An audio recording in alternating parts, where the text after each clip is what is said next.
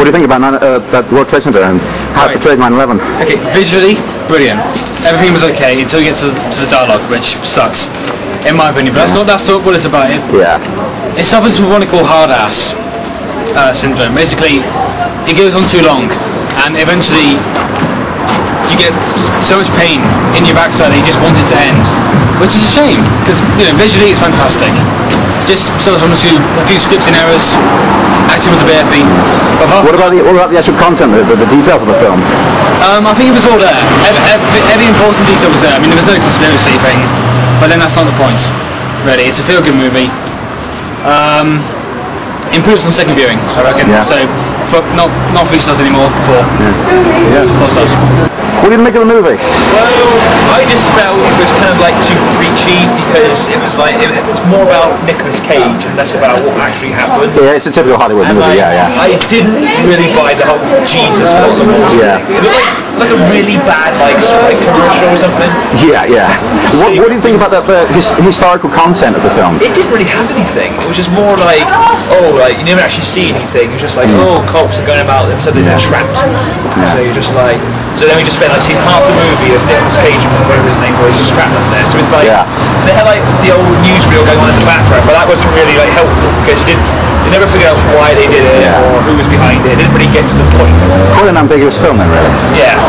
It's basically, no, didn't like it. Alright, thanks. What do you think about the film now, WTC? Well, from a debunking point of view, it's very difficult to make up my mind. I think there were a few small nods, but too few to be lost in the casual audience. They could just be innocent, describing what happened anyway.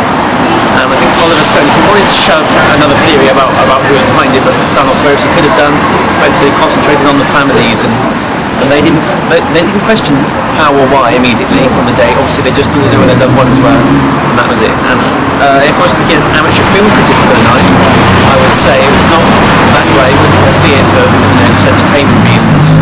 Very all-American feel good, trying diversity sort of thing. And Cage didn't have much to do except in flashbacks at the very start. Bartley was just a voice in a moving, quivering mouth and eyes opening and shutting, and that was it. And the other guy who was trapped with him was, only had a little bit more to do. Yeah. And the rest of them were okay, but.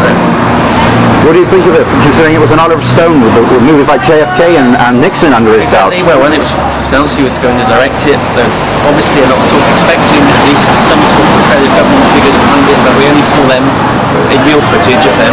Nobody portraying them, nobody saying what they might have been doing. And the only one was at the very beginning about the fact that there were primary mayoral elections in New York City that day. But it was an interesting fact they brought up. That's what would have been on the radio in the morning anyway, so he didn't make that up.